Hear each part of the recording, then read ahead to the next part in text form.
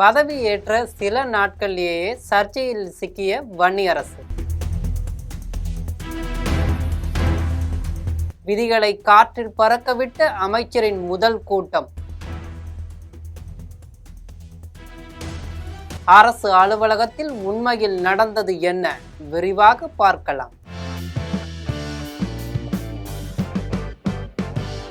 தமிழக சமூக நீதித்துறை அமைச்சர் வன்னியரசு புதிதாக பொறுப்பேற்ற அடுத்த சில நாட்களிலேயே சர்ச்சையில் சிக்கி இருப்பதும், அவர் நடத்திய முதல் அதிகாரப்பூர்வ தாட்கோ கூட்டத்திலேயே அரசு விதிகள் அனைத்தும் காற்றில் பறக்க விடப்பட்ட சம்பவமும் தலைமைச் செயலக வட்டாரத்தில் பெரும் அதிர்ச்சியை ஏற்படுத்தி இருக்கிறது.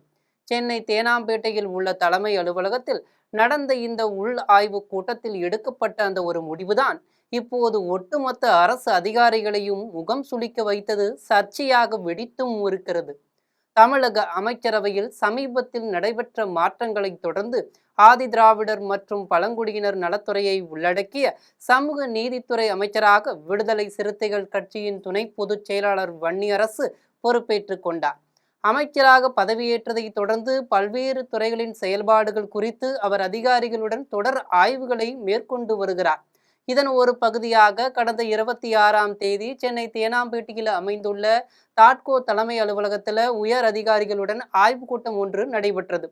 தாட்கோ மேலாண் இயக்குனர் கந்தசாமி தலைமையிலான துறை சார்ந்த அரசு அதிகாரிகள் மட்டுமே பங்கேற்க வேண்டிய இந்த முக்கியத்துவம் வாய்ந்த உள்ள ஆய்வுக் கூட்டத்தில் விசிக நாடாளுமன்ற உறுப்பினர் ரவிக்குமார் மற்றும் விசிக முன்னாள் சட்டமன்ற உறுப்பினர் சிந்தனை செல்வன் ஆகியோரும் கலந்து கொண்டனர்.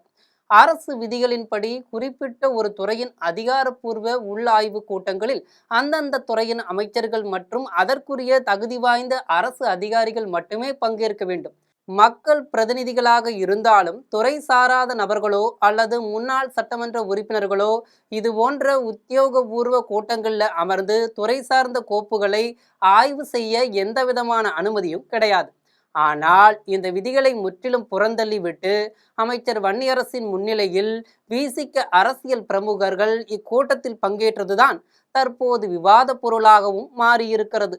இத்தகைய விதிமீறல்கள் அரசு துறையின் இரகசிய தன்மை, கோப்புகளின் பாதுகாப்பு மற்றும் ஒட்டுமொத்த நிர்வாக செயல்பாடுகளின் நம்பகத்தன்மை போன்றவற்றை கேள்விக்குறியாக்கியும் உள்ளது. துறை சார்ந்த அலுவலர்கள் மற்றும் ஊழியர்கள் பகிரங்கமாக குற்றமும் சாட்டியிருக்கிறார்கள்.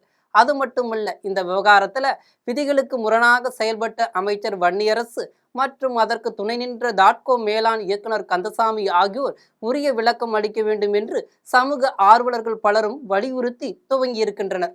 ஏற்கனவே கடந்த வாரம் இப்படித்தான் ஒரு சலசலப்பு சென்னை மாநகராட்சி கூட்டத்தில் நடந்தது.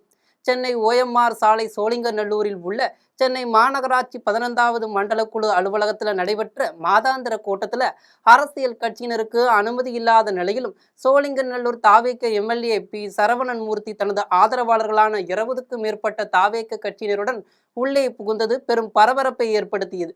கூட்டம் நடைபெற்ற அரங்கிற்குள் நுழைந்த அக்கட்சியினர் ரீல்ஸ் எடுக்கும் பணியில் ஈடுபட்டதுடன் அரசு அதிகாரிகள் மற்றும் மாமன்ற உறுப்பினர்கள் அமரும் நாற்காலிகளில் அமர்ந்து கொண்டு அதிகாரிகள் போல அதிகாரமும் செய்திருக்கிறார்கள். மேலும் தாவேகாவை சேர்ந்த ஒருவர் மைக்கை பிடித்து சென்னை மாநகராட்சி அதிகாரிகளுக்கு அறிவுரை வழங்கிய சம்பவமும் அரங்கேறியிருக்கு. மக்கள் பிரதிநிதிகள் அல்லாதோர் அரசு சார்ந்த விவகாரங்களில் தலையிடவோ ஆய்வுகளை மேற்கொள்ளவோ கூடாது என்றும், தாவேகாவினர் தங்களுடைய எல்லை என்ன என்பதை அறிந்து செயல்பட வேண்டும் என்றும் ஆளுங்கட்சியின் பொதுச் செயலாளரும் அமைச்சருமான ஆனந்த் ஏற்கனவே அறிக்கை மூலம் எச்சரிக்கையும் விடுத்திருக்கார்.